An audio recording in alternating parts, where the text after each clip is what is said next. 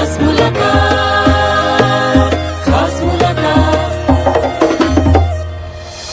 ਚੜ੍ਹਦੀ ਕਲਾ time TV ਦੇ तमाम ਦਰਸ਼ਕਾਂ ਨੂੰ ਸਤਿ ਸ੍ਰੀ ਅਕਾਲ। ਪਿਆਰੇ ਦਰਸ਼ਕੋ, ਅੱਜ ਜਿਸ ਸ਼ਖਸੀਅਤ ਨਾਲ ਅਸੀਂ ਗੱਲਬਾਤ ਕਰਨ ਜਾ ਰਹੇ ਹਾਂ, ਜਦੋਂ ਮੈਂ ਉਹਨਾਂ ਬਾਰੇ ਕੁਝ ਸੋਚਦਾ ਤਾਂ ਇੱਕ ਬਹੁਤ ਹੀ ਖੂਬਸੂਰਤ ਲਾਈਨਾਂ ਮੇਰੇ ਜ਼ਿਹਨ 'ਚ ਆਉਂਦੀਆਂ ਨੇ। ਉਹ ਲਾਈਨਾਂ ਇਹ ਨੇ ਕਿ जीना तो है उसी का जिसने ये राज जाना, है काम आदमी का औरों के काम आना।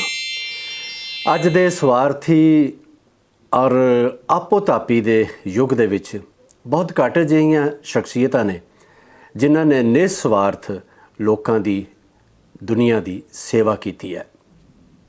ਔਰ ਅੱਜ ਸਮਾਂ ਇਸ ਤਰ੍ਹਾਂ ਦਾ ਆ ਗਿਆ ਕਿ ਕੋਈ ਕਿਸੇ ਲਈ ਕੋਈ ਕੰਮ ਸਹਾਇਤਾ ਕਰਨ ਲਈ ਤਿਆਰ ਨਹੀਂ ਹੈ, ਲੇਕਿਨ ਇਹ ਵੀ ਨਹੀਂ ਹੈ ਕਿ ਇਸ ਸੰਸਾਰ ਵਿੱਚ ਅਜਿਹੇ ਵਿਅਕਤੀ ਨਹੀਂ ਹੈਗੇ ਜਿਹੜੇ ਲੋਕਾਂ ਲਈ, ਉਹਨਾਂ ਦੀ ਜ਼ਿੰਦਗੀ ਨੂੰ ਹੋਰ ਬਿਹਤਰ ਬਣਾਉਣ ਲਈ ਲਗਾਤਾਰ ਕੰਮ ਕਰ ਰਹੇ ਨੇ।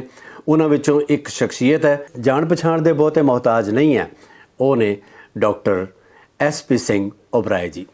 ਸਤਿ ਸ਼੍ਰੀ ਅਕਾਲ ਓਬਰਾਏ ਸਾਹਿਬ। ਸਤਿ ਸ਼੍ਰੀ ਅਕਾਲ ਬ੍ਰਹਮ ਸਾਹਿਬ। ਚੜ੍ਹਦੀ ਕਲਾ ਟਾਈਮ ਟੀਵੀ ਦੇ ਸਟੂਡੀਓ 'ਚ ਤੁਹਾਡਾ ਸਵਾਗਤ ਹੈ। ਥੈਂਕ ਯੂ ਜੀ। ਔਰ ਸਿਰਫ ਇਹ ਨਹੀਂ ਕਿ ਮੈਂ ਜਾਂ ਜਿਹੜੇ ਹੋਰ ਸਾਡਾ ਸਟਾਫ ਹੈ ਉਹ ਤੁਹਾਨੂੰ ਜਾਣਦਾ ਹੈ, ਵਿਸ਼ਵ ਭਰ ਵਿੱਚ ਤੁਹਾਡਾ ਨਾਮ ਹੈ ਇੱਕ ਸਮਾਜ ਸੇਵਕ ਦੇ ਤੌਰ 'ਤੇ।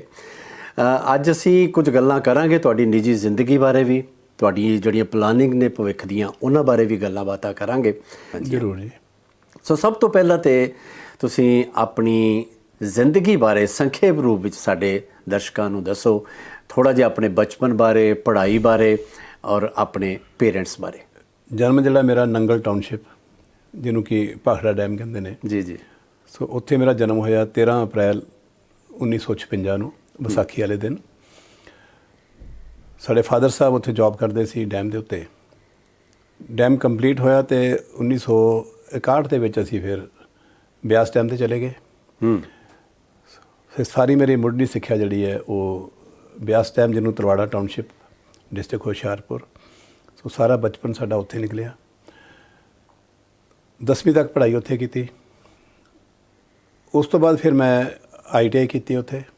ITI ਤੋਂ ਬਾਅਦ ਸਾਡੇ ਉੱਥੇ ਵਰਕਸ਼ਾਪ ਹੈਗੀ ਇੱਕ ਜਿਹੜੀ ਸੈਂਟਰਲ ਗੌਰਮੈਂਟ ਦੀ, ਸੋ ਉੱਥੇ 1 ਸਾਲ ਦੀ ਟ੍ਰੇਨਿੰਗ ਲਈ ਮੈਂ, ਪ੍ਰੈਕਟੀਕਲ ਇੰਜਨ ਮਕੈਨਿਕ ਦੀ। ਅੱਛਾ ਜੀ। ਇਸ ਤੋਂ ਬਾਅਦ ਕਿਉਂਕਿ ਸਾਡੇ ਫਾਦਰ ਸਾਹਿਬ ਦਾ ਇਹ ਸੀ, ਇੱਕ ਸੁਪਨਾ ਸੀ ਉਹਨਾਂ ਦਾ ਕਿ ਵੀ ਬੱਚਿਆਂ ਨੂੰ ਪੜ੍ਹਨਾ ਚਾਹੀਦਾ, ਤੁਸੀਂ ਪੜ੍ਹੋ, ਵੀ ਅਸੀਂ ਪੜ੍ਹਾ ਸਕਦੇ ਹਾਂ। ਅਤੇ ਲੋਕਾਂ ਦੇ ਬੱਚੇ ਨਹੀਂ ਪੜ੍ਹਦੇ, ਫਾਦਰ ਪੜ੍ਹਾਉਣੇ ਚਾਹੁੰਦੇ ਆ।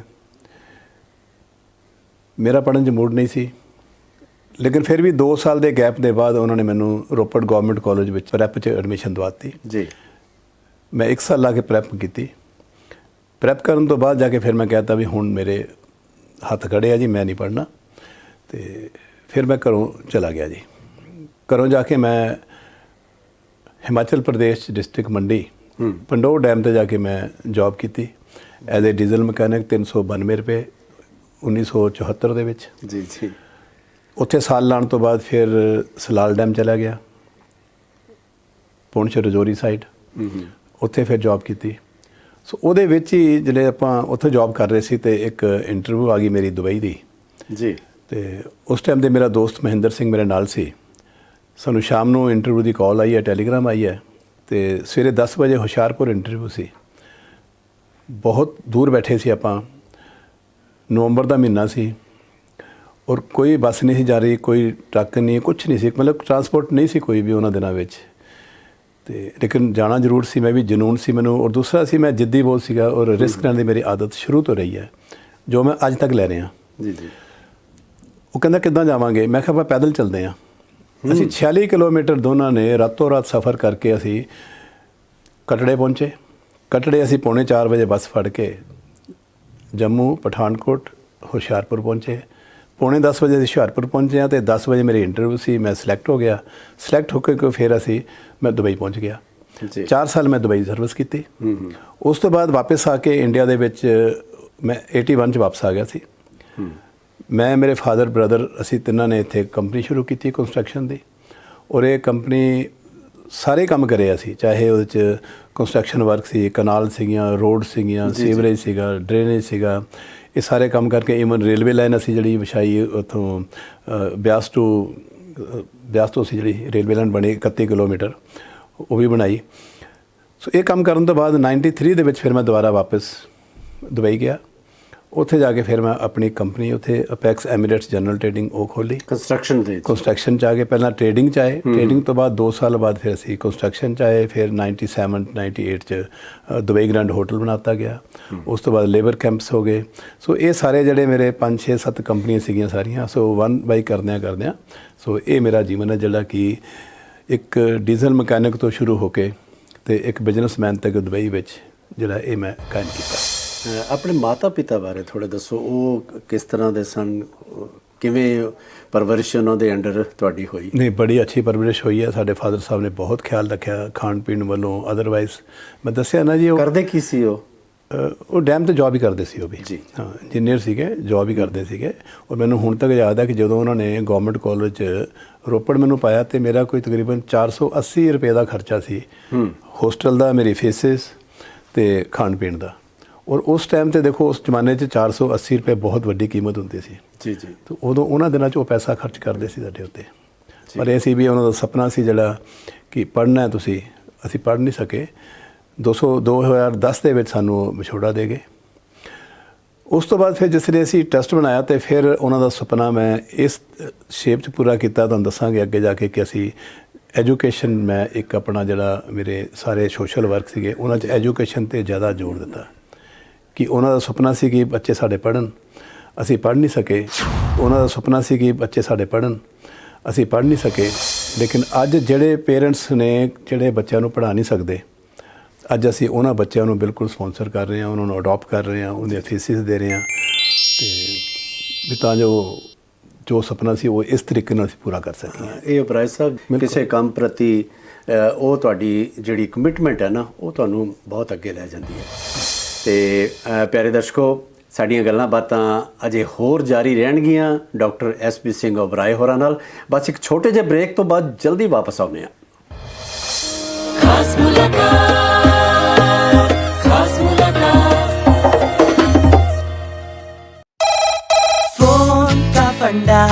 फोन का फंडा हेलो फोन का फंडा मेरा गाना चला दो।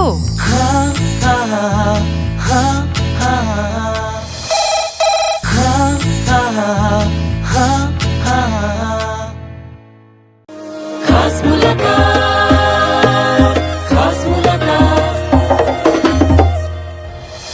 ਪਿਆਰੇ ਦਰਸ਼ਕੋ, ਬ੍ਰੇਕ ਤੋਂ ਬਾਅਦ ਇੱਕ ਵਾਰ ਫਿਰ ਤੁਹਾਡਾ ਸਵਾਗਤ ਹੈ। ਅੱਜ ਇਸ ਵਿਸ਼ੇਸ਼ ਪ੍ਰੋਗਰਾਮ ਵਿੱਚ ਸਾਡੇ ਮਹਿਮਾਨ ਨੇ ਡਾਕਟਰ SP ਸਿੰਘ ਓਬਰਾਏ। ਬਹੁਤ ਸਾਰੀਆਂ ਗੱਲਾਂ ਇਹਨਾਂ ਨਾਲ ਕੀਤੀਆਂ ਨੇ ਤੇ ਹੁਣ ਜਿਹੜੀਆਂ ਗੱਲਾਂ ਇਹਨਾਂ ਨਾਲ ਕਰਾਂਗੇ, ਇਹਨਾਂ ਦੀਆਂ ਐਕਟੀਵਿਟੀਜ਼ ਬਾਰੇ, ਵਿਸ਼ੇਸ਼ ਤੌਰ ਤੇ ਸਿਹਤ ਸੇਵਾਵਾਂ ਦਾ ਜਿਹੜਾ ਇਹਨਾਂ ਨੇ ਅਹਿਦ ਕੀਤਾ ਕਿ ਪੰਜਾਬ ਦੇ ਵਿੱਚ ਜਿਨ੍ਹਾਂ ਨੂੰ ਉਹ ਸਹੂਲਤਾਂ ਨਹੀਂ ਮਿਲ ਰਹੀਆਂ, ਭਾਵੇਂ ਉਹ ਥੋੜਾਂ ਦੇ ਮਾਰੇ ਨੇ ਜਾਂ ਕਿਸੇ ਹੋਰ ਕਾਰਨ ਕਰਕੇ, ਉਹਨਾਂ ਨੂੰ ਸਹੂਲਤਾਂ ਪ੍ਰਦਾਨ ਕਰਨ ਦਾ ਜਿਹੜਾ ਇਹਨਾਂ ਨੇ ਤਹਈਆ ਕੀਤਾ ਹੋਇਆ। ਹੁਣ ਅਸੀਂ ਉਸ ਬਾਰੇ ਗੱਲ ਕਰਾਂਗੇ। ਡਾਕਟਰ ਸਾਹਿਬ, ਸਿਹਤ ਸੇਵਾਵਾਂ ਦੇ ਮਾਮਲੇ ਤੁਸੀਂ ਬਹੁਤ ਕੰਮ ਕੀਤਾ ਹੈ ਔਰ ਖਾਸ ਕਰਕੇ ਡਾਇਲਿਸਿਸ ਦਾ ਜਿਹੜਾ ਹੈ, ਔਰ ਹੁਣ ਤੁਸੀਂ ਉਹ ਲੈਬੋਰਟਰੀਜ਼ ਦੀ ਵੀ ਚੇਂਜ ਜਿਹੜੀ ਹੈ ਉਹ ਵੀ ਸਾਰੇ ਪੰਜਾਬ ਤੋਂ ਇਲਾਵਾ ਹਰਿਆਣੇ 'ਚ ਵੀ ਚਲਾ ਰਹੇ ਹੋ। ਉਹ ਸਿਹਤ ਸੇਵਾਵਾਂ ਜਿਹੜੀਆਂ ਸਹੂਲਤਾਂ ਜਿਹੜੀਆਂ ਤੁਸੀਂ ਪ੍ਰਦਾਨ ਕਰ ਰਹੇ ਹੋ, ਉਹਨਾਂ ਬਾਰੇ ਕੁਝ ਸਾਡੇ ਦਰਸ਼ਕਾਂ ਨੂੰ ਦੱਸੋ। ਦੇਖੋ ਪੁਰਾਣਾ ਜੀ ਇੱਦਾਂ ਹੈ ਕਿ ਕੋਈ ਵੀ ਸਟੇਟ ਦੇਖੋ, ਕੋਈ ਵੀ ਕੰਟਰੀ ਦੇਖੋ, 2 ਚੀਜ਼ਾਂ 'ਤੇ ਸਾਨੂੰ ਧਿਆਨ ਦੇਣ ਦੀ ਲੋੜ ਹੈ, ਸਿੱਖਿਆ ਅਤੇ ਸਿਹਤ। ਬਿਲਕੁਲ। ਸੋ ਅਸੀਂ ਵੀ ਟਰਸਟ ਵੱਲੋਂ ਵੈਸੇ ਸਾਡੇ 26-27 ਕੰਮ ਜਿਹੜੇ ਚੱਲ ਰਹੇ ਨੇ, ਲੇਕਿਨ ਸਾਡਾ ਜਿਹੜਾ ਜ਼ਿਆਦਾ ਜ਼ੋਰ ਹੈ ਉਹ ਸਿੱਖਿਆ ਅਤੇ ਸਿਹਤ ਦੇ ਉੱਤੇ ਹੈ। ਜਿਸ ਲਈ ਅਸੀਂ ਟਰਸਟ ਬਣਾਇਆ, ਸਭ ਤੋਂ ਪਹਿਲਾਂ ਇੱਕ ਕੈਂਪ ਲਾਇਆ ਸੀ ਅੱਖਾਂ ਦਾ, ਕਿਉਂਕਿ ਮੈਨੂੰ ਜੋ ਮਹਿਸੂਸ ਹੋਇਆ ਸੀ ਕਿ ਇੱਥੇ ਲੋਕੀ ਇਲਾਜ ਨਹੀਂ ਕਰਾ ਪਾ ਰਹੇ। ਅੱਖਾਂ ਤੋਂ ਲੋਕਾਂ ਦੀ ਨਿਗਾਹ ਜਾਂਦੀ ਜਾ ਰਹੀ ਹੈ, ਕਿਉਂਕਿ ਇੰਨਾ ਮਹਿੰਗਾ ਸੀ ਇਹ ਇਲਾਜ। ਕੋਈ ਬੰਦਾ ਅੱਖਾਂ ਦੇ ਆਪਰੇਸ਼ਨ ਨਹੀਂ ਸੀ ਕਰਾ ਪਾ ਰਿਹਾ, ਲੈਂਸ ਪਾਉਣੇ ਬਹੁਤ ਦੂਰ ਦੀ ਗੱਲ ਸੀ, ਮਹਿੰਗਾ ਕੰਮ ਪੈਂਦਾ ਸੀ, ਬਹੁਤ ਮਹਿੰਗਾ ਸੀਗਾ। ਤੇ ਅਸੀਂ ਉਹ ਕੈਂਪ ਲਾਉਣੇ ਸ਼ੁਰੂ ਕੀਤੇ। 4 ਕੇ 5 ਇਹੋ ਜਿਹੇ ਕੰਮ ਸੀ ਜਿਹੜੇ ਮੈਂ ਲਿਸਟ ਵਿੱਚ ਲਿਆਂਦੇ ਕਿ ਅਸੀਂ 1 ਬਾਈ 1 ਕਰਕੇ ਇਹਨਾਂ ਨੂੰ ਅਸੀਂ ਹੱਥ ਪਾਵਾਂਗੇ ਜੀ। ਜੇ ਅਸੀਂ ਅੱਖਾਂ ਦੇ ਕੈਂਪ ਲਾਏ ਤੇ ਇੰਨੇ ਕੈਂਪ ਲਾਤੇ ਕਿ ਹੜ੍ਹ ਆ ਗਿਆ। 500 ਦੇ ਕਰੀਬ ਅਸੀਂ ਕੈਂਪ ਲਾ ਕੇ ਤਕਰੀਬਨ 50,000 ਤੋਂ ਉੱਤੇ ਜਿਹੜੇ ਹੈ ਉਹ ਅਸੀਂ ਅੱਖਾਂ ਦੇ ਆਪਰੇਸ਼ਨ ਕਰਕੇ ਤੇ ਲੈਂਸ ਪਾਏ, ਜਿਹੜੇ ਕਿ ਟੋਟਲੀ ਫ੍ਰੀ। ਮੈਡੀਸਨ ਫ੍ਰੀ ਹੈ, ਐਨਕਾਂ ਫ੍ਰੀ ਨੇ, ਲੈਂਸ ਫ੍ਰੀ ਹੈ, ਆਪਰੇਸ਼ਨ ਫ੍ਰੀ ਹੈ, ਬਲਕਿ ਉਹਨਾਂ ਨੂੰ ਇੱਥੇ ਰੱਖਣ ਦਾ, ਖਾਣ ਪੀਣ ਦਾ ਸਾਰਾ, ਰਹਿਣ ਦਾ ਸਾਰਾ, ਈਵਨ ਟਰਾਂਸਪੋਰਟੇਸ਼ਨ ਵੀ ਅਸੀਂ ਆਪਣੇ ਕੋਲੋਂ ਕਰਕੇ ਤੇ ਇੱਕ ਤਾਂ ਅਸੀਂ ਇਹਨੂੰ ਖਤਮ ਕੀਤਾ। ਦੂਸਰਾ ਜਿਹੜਾ ਘਾਟ ਪਾਈ ਗਈ ਸੀ ਕਿ ਡਾਇਲਿਸਿਸ ਕਿਡਨੀ ਦੇ ਪੇਸ਼ੈਂਟ ਵਾਸਤੇ ਨੰਬਰ 1 ਤਾਂ ਇਹ ਸੀ ਕਿ ਉਸ ਟਾਈਮ ਦੇ ਉੱਤੇ ਜਿਹੜੇ ਕਿਡਨੀ ਦਾ ਪੇਸ਼ੈਂਟ ਹੈ ਉਹਨੇ ਡਾਇਲਿਸਿਸ ਕਰਾਉਣਾ ਤਾਂ ਉਹਨੂੰ ਘੱਟੋ ਘੱਟ 100-150 ਕਿਲੋਮੀਟਰ ਜਾਣਾ ਪੈਂਦਾ ਸੀ। ਅਗਰ ਕਿਸੇ ਨੇ ਪਠਾਨਕੋਟ ਤੋਂ ਡਾਇਲਿਸਿਸ ਕਰਾਉਣਾ ਹੈ ਤੇ ਉਹਨੂੰ ਜਾਂ ਲੁਧਿਆਣੇ ਆਉਣਾ ਪਏਗਾ ਜਾਂ ਚੰਡੀਗੜ੍ਹ ਆਉਣਾ ਪਏਗਾ। ਰਸਤੇ ਵਿੱਚ ਕੋਈ ਫੈਸਿਲਿਟੀ ਹੀ ਨਹੀਂ ਸੀ। ਸੋ ਇਸ ਚੀਜ਼ ਨੂੰ ਮੈਂ ਦੂਰ ਕਰਨ ਲਈ ਕਿਹਾ ਕਿ ਮੈਂ 15-20 ਕਿਲੋਮੀਟਰ ਦੇ ਦਾਇਰੇ ਵਿੱਚ ਇਸ ਤੋਂ ਬਾਅਦ ਪੇਸ਼ੈਂਟ ਨੂੰ ਨਾ ਜਾਣਾ ਪਵੇ। ਜੀ ਅਸੀਂ ਉਹ ਸ਼ੁਰੂ ਕੀਤਾ। ਅੱਜ ਦੀ ਡੇਟ 'ਚ ਅਸੀਂ 250 ਤੋਂ ਉੱਤੇ ਜਿਹੜੇ ਆ ਡਾਇਲਿਸਿਸ ਯੂਨਿਟ ਲਗਾ ਚੁੱਕੇ ਹਾਂ, ਜਿਨ੍ਹਾਂ ਵਿੱਚੋਂ ਸਾਡੇ 23 ਤਾਂ ਸਰਕਾਰੀ ਹਸਪੀਟਲ ਨੇ, ਜਿਨ੍ਹਾਂ 'ਚ ਸਿਵਲ ਹਸਪੀਟਲ ਹੋ ਗਿਆ, ਰਜਿੰਦਰਾ ਹਸਪੀਟਲ ਹੋ ਗਿਆ, PGI ਹੋ ਗਿਆ। ਇਹ ਇਕੱਲੇ ਪੰਜਾਬ 'ਚ ਨੇ? ਨਹੀਂ, ਜਿਹੜੇ 250 ਯੂਨਿਟ ਅਸੀਂ ਬਾਕੀ ਸਟੇਟਾਂ ਵਿੱਚ ਵੀ ਲਾਏ ਨੇ। ਹਰਿਆਣਾ ਕਵਰ ਕੀਤਾ ਹੈ, ਹਿਮਾਚਲ ਕਵਰ ਕੀਤਾ ਹੈ, ਲੇਕਿਨ ਮੈਕਸੀਮਮ ਜਿਹੜੇ 100 ਤੇ ਕੋਈ 20 ਜਿਹੜੇ ਯੂਨਿਟ ਸਾਡੇ ਉਹ ਸਿਰਫ ਪੰਜਾਬ 'ਚ ਲੱਗੇ ਨੇ। ਜੀ। ਤੇ ਇੱਕ ਤਾਂ ਚਲੋ ਏਰੀਆ ਅਸੀਂ ਕਵਰ ਕਰ ਲਿਆ। ਦੂਸਰਾ ਜਿਹੜਾ ਸਾਡਾ ਸੀ ਕਿ ਰੇਟ ਬੜਾ ਮਹਿੰਗਾ, 3,500-4,000 ਰੁਪਏ ਲੱਗਦਾ ਸੀ ਇੱਕ ਡਾਇਲਿਸਿਸ ਕਰਾਉਣ ਨੂੰ, ਔਰ ਇੱਕ ਪੇਸ਼ੈਂਟ ਨੂੰ ਘੱਟੋ ਘੱਟ 8 ਤੋਂ 10 ਵਾਰੀ ਡਾਇਲਿਸਿਸ ਕਰਾਉਣਾ ਪੈਂਦਾ। ਜੀ। ਤਾਂ ਉਹ ਅਸੀਂ ਘਟਾ ਕੇ ਉਹਨੂੰ ਅਸੀਂ 350, 450, 550 ਰੁਪਏ ਰੇਟ ਤੇ ਇਸ ਤਰੀਕੇ ਨਾਲ ਆਪਾਂ ਉਹਨੂੰ ਲੈ ਕੇ ਆਏ। ਸੋ ਇਹ ਦੂਜੀ ਜਿਹੜੀ ਲੁੱਟ ਪੈ ਰਹੀ ਸੀ ਇਹਨੂੰ ਵੀ ਅਸੀਂ ਬੰਦ ਕਰਨ ਦੀ ਕੋਸ਼ਿਸ਼ ਕੀਤੀ। ਤੀਸਰਾ ਜਿਹੜਾ ਸੀ ਸਭ ਤੋਂ ਵੱਡੀ ਜਿਹੜੀ ਲੁੱਟ ਸੀਗੀ ਕਿ ਪੇਸ਼ੈਂਟ ਟੈਸਟ ਨਹੀਂ ਸੀ ਕਰਾਉਂਦਾ ਆਪਣਾ। ਇੱਕਦਮ ਸਾਨੂੰ ਪਤਾ ਲੱਗਦਾ ਸੀ ਕਿ ਇਸ ਬੰਦੇ ਨੂੰ ਹਾਰਟ ਅਟੈਕ ਹੋ ਗਿਆ, ਇਸ ਬੰਦੇ ਨੂੰ ਜੀ ਬਲੱਡ ਕੈਂਸਰ ਹੈ, ਇਹਦੀਆਂ ਕਿਡਨੀਆਂ ਫੇਲ ਹੋ ਗਈਆਂ। ਰੀਜ਼ਨ ਇਹ ਸੀ ਕਿ ਕੋਈ ਟੈਸਟ ਨਹੀਂ ਕਰਾਉਂਦਾ। ਜੇ ਟੈਸਟ ਨਹੀਂ ਕਰਾਵਾਂਗੇ, ਲੋਕੀ ਡਰਦੇ ਸੀ ਕਿ ਟੈਸਟ ਮਹਿੰਗੇ ਬੜੇ ਆ। ਜੀ। ਅੱਛਾ, ਫਿਰ ਇਹ ਵੀ ਸੀ ਕਿ ਜੇ ਅਸੀਂ ਟੈਸਟ ਕਰਾ ਲਿਆ, ਸਾਨੂੰ ਪਤਾ ਲੱਗਾ ਕਿ ਸਾਨੂੰ ਕੋਈ ਭਿਆਨਕ ਬਿਮਾਰੀ ਹੈ ਤੇ ਇਲਾਜ ਨਹੀਂ ਕਰਾ ਪਾਣਗੇ, ਫਿਰ ਹੋਰ ਖਰਚਾ ਵੱਧ ਜਾਏਗਾ। ਫਿਰ ਖਰਚਾ ਵੱਧ ਜਾਏਗਾ। ਦੂਸਰਾ ਸਭ ਤੋਂ ਵੱਡਾ ਜੋ ਮੈਂ ਮਹਿਸੂਸ ਕੀਤਾ ਉਹ ਇਹ ਸੀ ਕਿ ਜੋ ਸਪੋਜ਼ ਮੈਂ ਹੀ ਹੈਗਾ ਜੀ, ਮੈਨੂੰ ਜਿਸ ਵੇਲੇ ਮੈਂ ਨਹੀਂ ਪਤਾ ਮੈਨੂੰ ਕੋਈ ਬਿਮਾਰੀ ਹੈ ਤੇ ਸ਼ਾਇਦ ਮੈਂ 2 ਸਾਲ ਕੱਟ ਜਾਵਾਂ।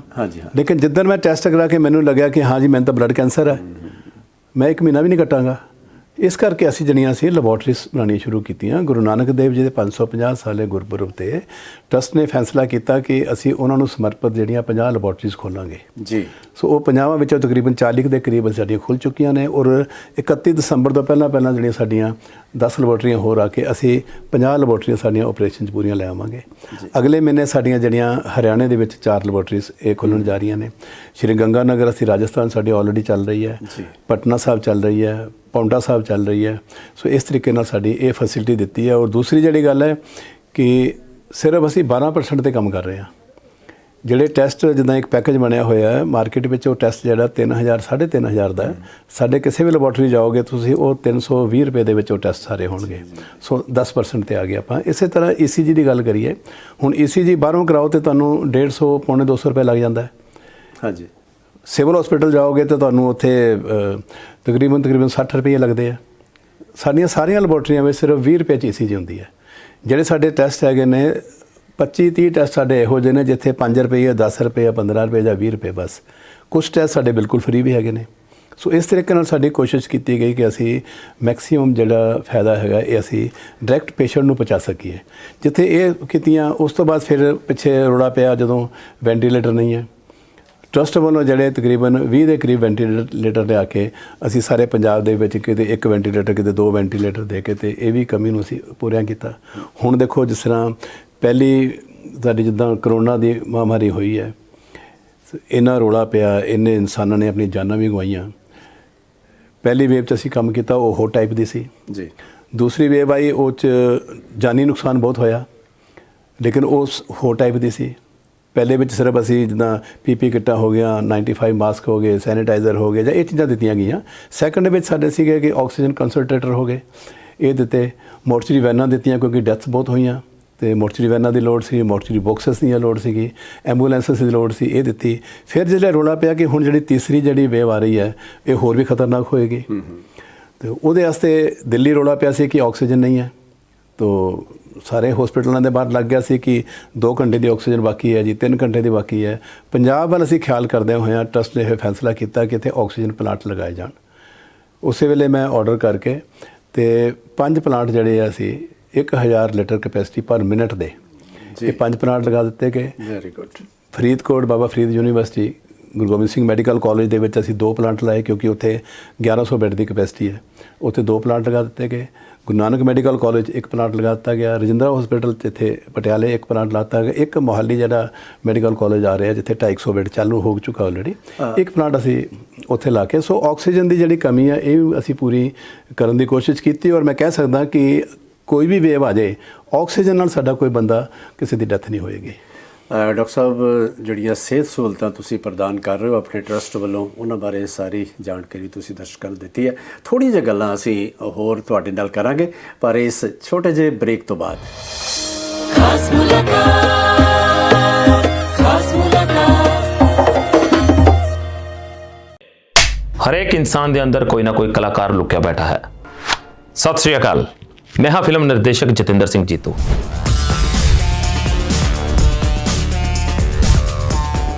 ਲੈ ਕੇ ਆ ਰਹੇ ਹਾਂ ਤੁਹਾਡੇ ਲਈ ਇੱਕ ਨਵੇਕਲਾ ਪ੍ਰੋਗਰਾਮ ਜਿਸ ਦਾ ਨਾਮ ਹੈ ਲਾਈਟ ਕੈਮਰਾ ਐਂਡ ਚੱਕ ਦਿਓ ਫੱਟੇ। ਲਾਈਟ ਕੈਮਰਾ ਚੱਕ ਦਿਓ ਫੱਟੇ, ਲਾਈਟ ਕੈਮਰਾ ਚੱਕ ਦਿਓ ਫੱਟੇ, ਲਾਈਟ ਕੈਮਰਾ ਚੱਕ ਦਿਓ ਫੱਟੇ। ਖਾਸ ਮੁਲਾਕਾਤ, ਖਾਸ ਮੁਲਾਕਾਤ। ਲਓ ਜੀ ਪਿਆਰੇ ਦਰਸ਼ਕੋ, ਇੱਕ ਵਾਰ ਫਿਰ ਤੁਹਾਡਾ ਸਵਾਗਤ ਹੈ। ਇਸ ਬ੍ਰੇਕ ਤੋਂ ਬਾਅਦ ਸਾਡੇ ਅੱਜ ਦੇ ਮਹਿਮਾਨ ਨੇ ਡਾਕਟਰ SP ਸਿੰਘ ਓਬਰਾਏ। ਓਬਰਾਏ ਸਾਹਿਬ ਜੀ, ਬਹੁਤ ਸਾਰੀਆਂ ਸਹੂਲਤਾਂ ਤੁਸੀਂ ਜੋ ਪੰਜਾਬ ਦੇ ਨਹੀਂ, ਹਰਿਆਣਾ ਦੇ ਤੇ ਰਾਜਸਥਾਨ ਦੇ ਲੋਕਾਂ ਨੂੰ ਮੁਹੱਈਆ ਕਰਵਾ ਰਹੇ ਹੋ, ਉਹਨਾਂ ਬਾਰੇ ਗੱਲਾਂ ਹੋਈਆਂ ਨੇ। ਹੁਣ ਵਿਦੇਸ਼ਾਂ ਦੀ ਥੋੜ੍ਹੀ ਗੱਲ ਕਰ ਲਈ, ਕਿਉਂਕਿ ਤੁਹਾਡੀ ਜਿਹੜੀ ਪਹਿਲੀ ਗੱਲ ਜਿਹੜੀ ਬਹੁਤ ਲਾਈਮਲਾਈਟ 'ਚ ਆਈ ਸੀ ਉਹ ਇਹ ਸੀ ਕਿ ਜਿਹੜੇ ਵਿਦੇਸ਼ਾਂ 'ਚ ਫਸੇ ਨੌਜਵਾਨ ਸੀ, ਜਿਨ੍ਹਾਂ ਨੂੰ ਕੁਛ ਨੂੰ ਕੈਦ ਹੋਈ ਸੀ, ਕਿਸੇ ਨੂੰ ਉਮਰ ਕੈਦ ਸੀ, ਔਰ ਈਵਨ ਕਿ ਫਾਂਸੀ ਦੀ ਸਜ਼ਾ ਵੀ ਕੁਝ ਨੌਜਵਾਨਾਂ ਨੂੰ ਹੋਈ, ਔਰ ਉਹਨਾਂ ਦੇ ਪ੍ਰਤੀ ਤੁਹਾਡੇ ਮਨ 'ਚ ਇਹ ਜਾਗਿਆ ਕਿ ਨਹੀਂ ਬਈ ਇਹਨਾਂ ਨੌਜਵਾਨਾਂ ਨੂੰ ਵਾਪਸ ਆਪਣੇ ਵਤਨ ਲਿਆਉਣਾ ਚਾਹੀਦਾ ਹੈ। ਅਤੇ ਇੱਕ ਪਾਕਿਸਤਾਨ ਦੀ ਘਟਨਾ ਵੀ ਹੋਈ ਸੀ, ਉਹਦੇ 'ਚ ਵੀ ਪੰਜਾਬੀ ਨੌਜਵਾਨ ਜਿਹੜੇ ਉਹ ਇਨਵੋਲਵ ਸੀ। ਉਹਨਾਂ ਸਾਰਿਆਂ ਨੂੰ ਤੁਸੀਂ ਕਰੋੜਾਂ ਰੁਪਇਆ ਖਰਚ ਕੇ ਆਪਣੇ ਦੇਸ਼ ਵਾਪਸ ਲਿਆਂਦਾ। ਉਹ ਕਿਸ ਤਰ੍ਹਾਂ ਦਾ ਤੁਹਾਡਾ ਤਜਰਬਾ ਸੀ? ਰੋਨਾ, ਜਿਸ ਤਰ੍ਹਾਂ ਮੈਂ ਦੱਸਿਆ ਕਿ ਬਿਜ਼ਨਸ ਸਟਾਰਟ ਕੀਤਾ ਜੀ, ਇੱਕ ਕੰਪਨੀ, ਦੋ ਕੰਪਨੀ, ਫਿਰ ਹੋਟਲ, ਫਿਰ ਤੀਸਰੀ, ਫਿਰ ਚੌਥੀ, ਇਸ ਤਰ੍ਹਾਂ ਕਰ ਕਰਕੇ ਜੋ ਮੇਰੇ ਮਨ ਦੀਆਂ ਖਾਹਿਸ਼ਾਂ ਸੀ ਉਹ ਵਾਹਿਗੁਰੂ ਨੇ ਸਾਰੀਆਂ ਪੂਰੀਆਂ ਕੀਤੀਆਂ। ਕਿਉਂਕਿ ਇੱਕ ਗਰਾਊਂਡ ਤੋਂ ਉੱਠ ਕੇ 392 ਰੁਪਏ ਦੀ ਨੌਕਰੀ ਕਰਨ ਵਾਲਾ ਇੱਕ ਮਕੈਨਿਕ, ਵਾਹਿਗੁਰੂ ਦੀ ਇੰਨੀ ਕੁ ਕਿਰਪਾ ਹੋਈ ਕਿ ਕਿਤੇ ਦਾ ਕਿਤੇ ਪਹੁੰਚਾਤਾ ਉਹਨਾਂ ਨੇ। ਇਨਸਾਨ ਰਜਦਾ ਤਾਂ ਹੈ ਨਹੀਂ, ਪਰ ਇੱਕ ਗੱਲ ਜ਼ਰੂਰ ਮੈਂ ਕਹਿੰਦਾ ਹੁੰਦਾ ਕਿ ਹਰ ਇਨਸਾਨ ਦੀ ਲਾਈਫ ਵਿੱਚ ਇੱਕ ਇਹੋ ਜਿਹਾ ਮੋੜ ਜ਼ਰੂਰ ਆਉਂਦਾ ਹੈ ਕਿ ਜਦੋਂ ਉਹਦੀ ਆਤਮਾ ਝੰਜੋੜਦੀ ਹੈ ਉਹਨੂੰ ਕਿ ਹੁਣ ਬਹੁਤ ਹੋ ਗਿਆ, ਹੁਣ ਤੂੰ ਸਮਾਜ ਬਾਰੇ ਵੀ ਸੋਚ ਲੈ। ਇਨਸਾਨ ਸਮਝੇ ਨਾ ਸਮਝੇ, ਇੱਕ ਵਾਰ ਜ਼ਰੂਰ ਹੈ। ਉਹੀ ਗੱਲ ਮੇਰੇ ਨਾਲ ਹੋਈ ਕਿ ਮੈਂ ਆਪਣੇ ਹੋਟਲ 'ਚ ਬੈਠਾ ਸੀ ਸਵੇਰੇ, ਜਦੋਂ ਅਖਬਾਰ ਪੜ੍ਹੀ ਤੇ ਲਿਖਿਆ ਸੀ ਕਿ 17 ਭਾਰਤੀਆਂ ਨੂੰ ਪਾਕਿਸਤਾਨੀ ਨਾਗਰਿਕ ਮਿਸ਼ਰੀ ਖਾਨ ਦੇ ਕਤਲ ਦੇ ਕੇਸ 'ਚ ਫਾਂਸੀ ਸਜ਼ਾ ਸੁਣਾ ਦਿੱਤੀ ਗਈ। ਜਦੋਂ ਮੈਂ ਸੁਣਿਆ ਕਿ 17 ਭਾਰਤੀਆਂ ਨੂੰ ਫਾਂਸੀ ਸਜ਼ਾ ਇੱਕ ਬੰਦੇ ਦੇ ਕਤਲ ਤੇ, ਉਹ ਗੱਲ ਮੈਨੂੰ ਜਚੀ ਨਹੀਂ, ਹਜਮ ਨਹੀਂ ਹੋਈ। ਫਿਰ ਮੈਂ ਉੱਥੋਂ ਅਪਰੋਚ ਕਰਕੇ ਅਪਰੂਵਲਸ ਲਈਆਂ, ਲੈ ਕੇ ਮੈਂ ਉਹਨਾਂ ਨੂੰ ਮਿਲਣ ਗਿਆ। ਉੱਥੋਂ ਇਹ ਮੋੜ ਸ਼ੁਰੂ ਹੋਇਆ। ਫਿਰ ਮੈਂ ਪੌਣੇ 3 ਸਾਲ ਕੇਸ ਲੜਿਆ। ਉਹ ਕੇਸ ਲੜ ਕੇ ਤੇ ਤਕਰੀਬਨ 1.4 ਮਿਲੀਅਨ $, ਉਹਨਾਂ ਦੀ ਬਲੱਡ ਮਨੀ ਮੈਂ ਪੇ ਕੀਤੀ, ਸਿਰਫ 17 ਬੰਦਿਆਂ ਦੀ। ਜੀ, ਜਿੱਦਾਂ ਹੀ ਅਸੀਂ 17 ਬੰਦੇ ਛੁਡਾ ਕੇ ਉਹਨਾਂ ਦੀ ਫਾਂਸੀਆਂ ਮਾਫ ਕਰਾ ਕੇ ਅਸੀਂ ਉਹਨਾਂ ਨੂੰ ਦਰਬਾਰ ਸਾਹਿਬ ਲੈ ਕੇ ਆਇਆ। ਮੈਂ ਉੱਥੇ ਸਾਰੇ ਪੇਰੈਂਟਸ ਬੁਲਾਏ ਸੀ, ਉੱਥੇ ਉਹਨਾਂ ਦੇ ਹਵਾਲੇ ਕੀਤੇ। ਕਿਸੇ ਦੀ ਦਾਦੀ ਸੀ, ਕਿਸੇ ਦੀ ਮਾਂ ਸੀ, ਕਿਸੇ ਦੇ ਬੱਚੇ ਸੀ, ਕਿਸੇ ਦੀ ਵਾਈਫ ਸੀ, ਤਾਂ ਸਭ ਉੱਥੇ ਬੁਲਾ ਕੇ ਉਹਨਾਂ ਦੇ ਹਵਾਲੇ ਕੀਤੇ। ਔਰ ਉਹ ਸੀਨ ਦੇਖਣ ਵਾਲਾ ਸੀ, ਉਸ ਲਈ ਇੰਨਾ ਭਾਵਕ ਸੀਨ ਹੋਇਆ ਸੀ। ਕੁਦਰਤੀ ਹੈ, ਹੋ ਜਾਂਦਾ ਕੁਦਰਤੀ, ਕਿਉਂਕਿ ਜਦੋਂ ਪਤਾ ਸੀ ਕਿ ਇਹਨਾਂ ਨੂੰ ਫਾਂਸੀ ਸਜ਼ਾ ਇਹਨਾਂ ਨੇ ਬਚਣਾ ਤਾਂ ਹੈ ਨਹੀਂ, ਉਮੀਦ ਲਾਤੀ ਸੀ ਉਹਨਾਂ ਨੇ। ਸੋ ਉਹ ਕੁਦਰਤੀ ਅਸੀਂ ਉਹ ਕਰਕੇ ਸਾਰਾ, ਅਤੇ ਮਿਹਨਤ ਨਾਲ ਬੱਚਿਆਂ ਨੂੰ ਲਿਆ ਕੇ ਉਹਨਾਂ ਦੀ ਝੋਲੀ ਪਾਤਾ। ਅਤੇ ਤੁਸੀਂ ਸਮਝ ਸਕਦੇ ਹੋ ਕਿ ਉਹਨਾਂ ਦੇ ਦਿਲਾਂ 'ਤੇ ਕੀ ਹੋਈ। ਇਹ ਕਥਾ ਇਸ ਤੋਂ ਬਾਅਦ ਫਿਰ ਕੀ ਹੋਇਆ ਕਿ ਸਾਰੀਆਂ ਜੇਲ੍ਹਾਂ 'ਚ ਮੇਰਾ ਨੰਬਰ ਚਲਾ ਗਿਆ। ਫਿਰ ਮੈਨੂੰ ਲੋਕਾਂ ਨੇ ਕੰਟੈਕਟ ਕਰਨੇ ਸ਼ੁਰੂ ਕਰ ਲਏ, ਅਤੇ ਤਕਰੀਬਨ 128 ਅਤੇ 129 ਜਿਹੜੇ ਸੀ ਬੱਚੇ ਜਿਨ੍ਹਾਂ ਨੂੰ ਫਾਂਸੀ ਸਜ਼ਾ ਹੋਈ ਸੀ, ਉਹਨਾਂ 'ਚੋਂ ਹੁਣ ਤੱਕ ਇਹ ਕੰਮ ਜਾਰੀ ਰੱਖਿਆ। 117 ਦੇ ਕਰੀਬ ਬੱਚੇ ਜਿਨ੍ਹਾਂ ਨੂੰ ਫਾਂਸੀ ਸਜ਼ਾ ਜਾਂ ਜਿਨ੍ਹਾਂ ਨੂੰ ਉਮਰ ਕੈਦ ਦੀ ਸਜ਼ਾ ਸੀ, ਉਹ ਸਾਰੀ ਬਲੱਡ ਮਨੀ ਦੇ ਕੇ, ਇੱਕੋ ਇੱਕ ਰਸਤਾ ਉੱਥੇ ਬਲੱਡ ਮਨੀ ਦਾ, ਉਹ ਦੇ ਕੇ, ਮਤਲਬ ਕਿ ਮਾਰਨੇ ਵਾਲਾ ਦਾ ਅਸੀਂ ਕੰਪਰੋਮਾਈਜ਼ ਕਰਾ ਕੇ, ਅਤੇ ਜਿੰਨੇ ਪੈਸੇ 'ਤੇ ਗੱਲਬਾਤ ਮੁੱਕਦੀ ਹੈ ਉਹ ਪੈਸਾ ਕੋਰਟ 'ਚ ਜਮ੍ਹਾਂ ਹੁੰਦਾ ਉੱਥੇ। ਤਾਂ ਸਭ ਲੀਗਲ ਪੁਆਇੰਟ ਵਿਊ ਨਾਲ ਕਰਕੇ ਆਪਾਂ ਤੇ ਉਹਨਾਂ ਬੱਚਿਆਂ ਦੀਆਂ ਫਾਂਸੀਆਂ ਮਾਫ ਕਰਾਈਆਂ। ਇੱਥੇ ਮੈਂ ਦੱਸਣਾ ਚਾਹਾਂਗਾ ਪਰਵਾਨਾ ਜੀ ਕਿ ਮੈਂ ਸਿਰਫ ਇੱਕ ਟਰਬਨ ਸਿੱਖ ਲਈ ਕੰਮ ਨਹੀਂ ਕੀਤਾ, ਇੱਕ ਪੰਜਾਬੀ ਲਈ ਕੰਮ ਨਹੀਂ ਕੀਤਾ, ਇੱਕ ਇੰਡੀਆ ਲਈ ਕੰਮ ਨਹੀਂ ਕੀਤਾ। ਮੇਰੀ ਨਿਗਾਹ 'ਚ ਹਰ ਉਹ ਆਦਮੀ, ਚਾਹੇ ਉਹ ਮੁਸਲਮਾਨ ਹੈ, ਹਿੰਦੂ ਹੈ, ਮੁਸਲਮ ਹੈ, ਈਸਾਈ ਹੈ, ਜੋ ਵੀ ਬਗੈਰ ਹੈ। ਮਜ਼ਹਬ ਮਿਲਤ ਤੁਸੀਂ ਹਾਂ, ਤਾਂ ਇਹ ਮੈਨੂੰ ਇਨਸਾਨ ਨਜ਼ਰ ਆਉਂਦਾ ਹੈ। ਇਸੇ ਕਰਕੇ ਮੈਂ 16 ਦੇ ਕਰੀਬ ਪਾਕਿਸਤਾਨੀ ਸੀ ਜਿਹਨਾਂ ਨੂੰ ਫਾਂਸੀ ਸਜ਼ਾ ਹੋਈ ਸੀ, ਮੈਂ ਉਹਨਾਂ ਦੀ ਬਲੱਡ ਮਨੀ ਵੀ ਪਾਕਟ 'ਚੋਂ ਭਰੀ। ਵਾਹ 5 ਬੰਗਲਾਦੇਸ਼ੀ ਸੀ, ਉਹਨਾਂ ਦੀ ਵੀ ਬਲੱਡ ਮਨੀ ਮੈਂ ਭਰੀ। ਸ਼੍ਰੀਲੰਕਾ ਦਾ ਬੰਦਾ ਸੀ, ਇੱਧਰੋਂ ਮਹਾਰਾਸ਼ਟਰ ਹੋ ਗਿਆ, ਹੈਦਰਾਬਾਦ ਹੋ ਗਿਆ, ਯੂਪੀ ਬਿਹਾਰ ਹੋ ਗਿਆ, ਹਰਿਆਣਾ ਹੋ ਗਿਆ। ਸੋ ਇਹ ਜਿੰਨੇ ਵੀ ਬੰਦੇ ਸੀ, ਇਹਨਾਂ ਸਾਰਿਆਂ ਦੀਆਂ ਜਿਹੜੀਆਂ ਭਰ ਕੇ 117 ਦੇ ਕਰੀਬ ਇਹ ਆਪਣੇ ਜੇਬ 'ਚੋਂ ਮੈਂ ਸਾਰੀ ਬਲੱਡ ਮਨੀ ਦੇ ਕੇ, ਕੋਈ ਕਲੈਕਸ਼ਨ ਨਹੀਂ ਕੀਤੀ ਤੇ ਇਹ ਸਾਰਾ ਪੈਸਾ ਦੇ ਕੇ ਇਹਨਾਂ ਨੂੰ ਛੁਡਾਇਆ। ਸੋ ਜਿਹੜੀਆਂ ਇਹ ਸਾਰੀਆਂ ਗੱਲਾਂ ਨੇ ਓਬਰਾਏ ਸਾਹਿਬ ਦੀਆਂ, ਔਰ ਜੋ ਉਹਨਾਂ ਨੇ ਮਨੁੱਖਤਾ ਲਈ ਇੱਕ ਇਨਸਾਨੀਅਤ ਦੇ ਤੌਰ ਤੇ ਜਿਹੜੀ ਇਹ ਸਾਰੀ ਐਕਟੀਵਿਟੀ ਕੀਤੀ ਹੈ, ਇਸ ਤੇ ਓਬਰਾਏ ਸਾਹਿਬ ਮੈਨੂੰ ਜਿਗਰ ਜਲੰਧਰੀ ਸਾਹਿਬ ਦਾ ਇੱਕ ਸ਼ੇਰ ਯਾਦ ਆ ਰਿਹਾ, जब मैं उनकी तारीफ़ में सब कुछ कह गया, जब मैं उनकी तारीफ़ में सब कुछ कह गया, दिल मुझसे कहने लगा अभी बहुत कुछ बाकी रह गया। सो बहुत सारिया गल्लां प्यारे दर्शकों रह जानियां ने, लेकिन जिन्ना क समा साडे कोल थोड़ी जिही गल्लां असीं होर ओबराए साहब नाल करांगे। ओबराए साहब कुछ होर तुहाडी प्लानिंग्स खास करके देखो प्लानिंग जी, ਇਹ ਜਿਹੜਾ ਆਪਾਂ ਗੱਲ ਕਰ ਰਹੇ ਸੀ ਨਾ ਜੀ, ਇਹਦੇ ਵਿੱਚ ਕੀ ਹੋਇਆ ਕਿ ਇਹ ਖਤਮ ਹੋਇਆ ਕੰਮ, ਚੱਲਦਾ ਰਿਹਾ। ਉਸ ਤੋਂ ਬਾਅਦ ਸਾਨੂੰ ਇੰਡੀਅਨ ਕੌਂਸੂਲੇਟ, ਇੰਡੀਅਨ ਐਮਬੈਸੀ ਨੇ ਮੈਨੂੰ ਕੰਟੈਕਟ ਕੀਤਾ। ਪੰਜਾਬ ਦੀਆਂ ਕੁਝ ਡੈੱਡ ਬੋਡੀਆਂ ਸੀ ਲਵਾਰਸ, ਜਿਹੜੀਆਂ ਕਿ 6-6 8-8 ਮਹੀਨੇ ਤੋਂ ਉੱਥੇ ਪਈਆਂ ਸੀ ਮੋਰਚਰੀ 'ਚ। ਉਹ ਸੀ ਉਹਦੀ ਕਰੋਨਾ ਪਹਿਚਾਣ ਕਾਰਨ ਜਿਨ੍ਹਾਂ ਦੀ ਨਹੀਂ ਬਹੁਤ ਪਹਿਲਾਂ ਦੀ ਗੱਲ ਕਰ ਰਹੇ ਹਾਂ, ਜਿਸ ਤਰ੍ਹਾਂ ਨੈਚੁਰਲ ਡੈਥ। ਓਕੇ ਕਰੋਨਾ ਵਾਲੀ ਡੈਥ 'ਤੇ ਬੰਦਾ ਆ ਹੀ ਨਹੀਂ ਸਕਦਾ ਨਾ ਜੀ, ਇਹ ਨੈਚੁਰਲ ਡੈਥ ਸੀ। ਅਸੀਂ ਉਹ ਫਾਈਂਡ ਆਊਟ ਕਰਕੇ ਵੀ ਡੈੱਡ ਬੋਡੀ ਕਿੱਥੋਂ ਦੀ ਆ, ਉਹਦੇ ਘਰਾਂ ਨੂੰ ਦੇਖ ਕੇ ਤੇ ਅਸੀਂ ਉਹ ਲਿਆਣੀ ਸ਼ੁਰੂ ਕੀਤੀਆਂ। ਤੇ ਹੁਣ ਤੱਕ ਤਕਰੀਬਨ ਸਾਡੀਆਂ 272 ਕਿ 273 ਡੈੱਡ ਬੋਡੀਜ਼ ਜਿਹੜੀਆਂ ਉਹ ਮੈਂ ਉੱਥੋਂ ਲਿਆ ਚੁੱਕਾ। ਉੱਥੋਂ ਲਿਆ ਕੇ ਉਹਨਾਂ ਦੇ ਘਰਾਂ 'ਚ ਜਾ ਕੇ ਸੰਸਕਾਰ ਕਰ ਚੁੱਕੇ ਹਾਂ। ਉਹ 'ਚ ਪੰਜਾਬ ਵੀ ਹੈ, ਹਰਿਆਣਾ ਵੀ ਆ ਜਾਂਦਾ ਉਹ 'ਚ। ਸੋ ਉਹ ਅਸੀਂ ਕਰਤਾ, ਉਹ ਕੰਮ ਜਾਰੀ ਹੈ। ਡੇਲੀ ਕੋਈ ਨਾ ਕੁਛ ਨਾ ਹੋਇਆ ਹੁੰਦਾ ਇਹ 'ਚ, ਕਿਸੇ ਨੇ ਸੁਸਾਈਡ ਕਰ ਲਿਆ, ਕੋਈ ਐਕਸੀਡੈਂਟਲ 'ਚ ਆ ਗਿਆ, ਕੋਈ ਕਿਸੇ ਬਿਮਾਰੀ ਕਾਰਨ ਮਰ ਗਿਆ, ਜਾਂ ਕਿਸੇ ਦਾ ਮਰਡਰ ਹੋ ਗਿਆ। ਸੋ ਉਹ ਸਾਰੀਆਂ ਜਿਹੜੀਆਂ ਡੈੱਡ ਬੋਡੀਜ਼ ਲਿਆਉਣੀ ਸ਼ੁਰੂ ਕੀਤੀਆਂ। ਜਦੋਂ ਇਹ ਤੁਹਾਡਾ ਲੋਕਡਾਊਨ ਲੱਗਾ, ਉਹਨਾਂ ਦਿਨਾਂ 'ਚ ਸਾਡੇ ਬਹੁਤ ਪੰਜਾਬੀ ਜਿਹੜੇ ਫਸ ਗਏ ਸੀ, ਜਿਹੜੇ ਕਿ ਏਜੰਟਾਂ ਥਰੂ ਜਿਹੜੇ ਫਰਵਰੀ 'ਚ ਗਏ ਸੀ ਜਾਂ ਮਾਰਚ ਵਿੱਚ ਗਏ ਸੀ, ਉਹਨਾਂ ਨੂੰ ਨਾ ਤਾਂ ਜੋਬ ਮਿਲੀ, ਪਾਸਪੋਰਟ ਉਹਨਾਂ ਕੋਲ ਨਹੀਂ ਸੀਗੇ, ਉਹ ਬਿਲਕੁਲ ਰੋਡ 'ਤੇ ਆ ਗਏ। ਕੁਛ ਬੰਦੇ ਦਾ ਮੈਂ ਆਪਣੇ ਕੈਂਪ 'ਚ ਲੈ ਗਿਆ, ਉੱਥੇ ਉਹਨਾਂ ਨੂੰ, ਕਿਉਂਕਿ ਉਹ ਸੁਸਾਈਡ ਕਰਨਾ ਸ਼ੁਰੂ ਕਰ ਦਿੱਤਾ ਸੀ। ਅਤੇ ਮੇਰਾ ਇਹ ਸੀ ਕਿ ਜੇ ਸੁਸਾਈਡ ਕਰੇਗਾ ਬੰਦਾ, ਡੈਥ ਹੋਏਗੀ, ਅਤੇ ਡੈੱਡ ਬੋਡੀ ਅਸੀਂ ਲੱਖਾਂ ਰੁਪਏ ਖਰਚ ਕੇ ਲੈ ਕੇ ਆਵਾਂਗੇ। ਕਿਉਂ ਨਾ ਇਹਨਾਂ ਬੱਚਿਆਂ ਨੂੰ ਕੱਢਿਆ ਜਾਵੇ, ਜਿੰਦੇ ਜਾਗਦੇ ਲੈ ਕੇ ਆਈਏ ਅਸੀਂ। ਅਤੇ 4 ਚਾਰਟਰਡ ਪਲੇਨ ਕੀਤੇ ਉਦੋਂ ਮੈਂ, 4 ਚਾਰਟਰਡ ਪਲੇਨ ਕਰਕੇ 3 ਪਲੇਨ ਜਿਹੜੇ ਮੈਂ ਉਹ ਚੰਡੀਗੜ੍ਹ ਲੈ ਕੇ ਆਇਆ, 1 ਪਲੇਨ ਅੰਮ੍ਰਿਤਸਰ ਲੈ ਕੇ ਆਇਆ। ਇਹ ਸਾਡੇ ਪੰਜਾਬ, ਹਿਮਾਚਲ, JNK, ਹਰਿਆਣਾ, ਇਹ ਸਾਰੇ ਬੱਚੇ ਸੀਗੇ। ਇਹਨਾਂ ਨੂੰ ਉੱਥੋਂ ਅਸੀਂ ਕੱਢਿਆ। ਜਿੰਨੇ ਬੱਚੇ ਸਾਡੇ ਕੋਲ ਉੱਥੇ ਸੀਗੇ, ਅਸੀਂ ਉਹਨਾਂ ਨੂੰ ਰਹਿਣ ਦਾ ਇੰਤਜ਼ਾਮ, ਖਾਣ ਪੀਣ ਦਾ ਇੰਤਜ਼ਾਮ ਟੋਟਲੀ ਫ੍ਰੀ ਕੀਤਾ। ਉਹਨਾਂ ਦੀਆਂ ਸਾਰੀਆਂ ਟਿਕਟਾਂ ਵਗੈਰਾ ਜਿਹੜੀਆਂ ਸੀ ਉਹ ਸਰਬਤ ਦੇ ਭਲਾ ਚੈਰੀਟੇਬਲ ਟਰਸਟ ਨੂੰ ਲਿਜਾ ਕੇ ਕੋਸ਼ਿਸ਼ ਕੀਤੀ ਕਿ ਅਸੀਂ ਜਿੰਦੇ ਜਾਗਦੇ ਬੱਚੇ ਲਿਆ ਕੇ ਤੇ ਅਸੀਂ ਉਹਨਾਂ ਦੇ ਘਰਾਂ ਵਿੱਚ ਪਹੁੰਚਾਈਏ। ਸੋ ਇਹੋ ਜਿਹੇ ਕੰਮ ਸਾਰੇ ਜਾਰੀ ਨੇ। ਹੁਣ ਸਾਡੇ ਏਜੰਟਾਂ ਨੇ ਇੰਨਾ ਕੁ ਕੀਤਾ ਹੋਇਆ ਕਿ ਸਾਡੇ ਪੰਜਾਬ ਦੀਆਂ ਜਵਾਨ ਲੜਕੀਆਂ ਜਿਹੜੀਆਂ ਨੇ, ਕੋਈ 18 ਸਾਲ, 20 ਸਾਲ, 22 ਸਾਲ ਦੀਆਂ, ਫਸੀਆਂ ਇਹਨਾਂ ਝਾਂਸੇ ਜਾ ਕੇ। ਉਹਨਾਂ ਨੂੰ ਜੋਬ ਕਹਿੰਦੇ, ਤੁਹਾਨੂੰ ਟੀਚਿੰਗ ਜੋਬ ਦੇਵਾਂਗੇ, ਤੁਹਾਨੂੰ ਨਰਸਿੰਗ ਜੋਬ ਦੇਵਾਂਗੇ। ਉੱਥੇ ਜਾ ਕੇ ਸਾਰੇ ਗਲਤ ਕੰਮ ਹੈ। ਉੱਥੇ ਜਾ ਕੇ ਲੜਕੀਆਂ ਲਿਜਾ ਕੇ ਇਲੀਗਲ ਹੋ ਜਾਂਦੀਆਂ ਨੇ, ਫਿਰ ਉਹਨਾਂ ਨੂੰ ਵੇਚਿਆ ਜਾਂਦਾ ਉਹਨਾਂ ਨੂੰ। ਸੋ ਇਸ ਤਰ੍ਹਾਂ ਦੇ ਬੜੇ ਕੰਮ ਸੀਗੇ। ਇਹ ਜਿਹੜਾ ਤੁਸੀਂ ਸਾਰਾ ਕੁਝ ਦੇਖ ਰਹੇ ਹੋ ਓਬਰਾਏ ਸਾਹਿਬ, ਕਿਸ ਤਰ੍ਹਾਂ ਜਿਹੜੇ ਬੱਚੇ ਬਾਹਰ ਜਾ ਰਹੇ ਨੇ ਜਾਂ ਮਾਪੇ ਭੇਜ ਰਹੇ ਨੇ, ਉਹਨਾਂ ਨੂੰ ਕੁਝ ਕਹਿਣਾ ਚਾਹੋਗੇ ਤੁਸੀਂ? ਬਿਲਕੁਲ, ਮੈਂ ਤਾਂ ਦੇਖੋ ਹਰ ਵਾਰੀ ਇਹੀ ਕਹਿੰਦਾ, ਹਰ ਪੇਰੈਂਟਸ, ਦੇਖੋ ਇਹ 'ਚ ਪੇਰੈਂਟਸ ਦੀ ਗਲਤੀ ਹੈ। ਬੱਚੇ ਨੂੰ ਕੁਝ ਨਹੀਂ ਪਤਾ, 18-20 ਸਾਲ ਦੀ ਲੜਕੀ ਨੂੰ ਕੁਝ ਨਹੀਂ ਪਤਾ, ਲੇਕਿਨ ਪੇਰੈਂਟਸ ਨੂੰ ਤਾਂ ਪਤਾ ਹੈ ਨਾ ਜੀ।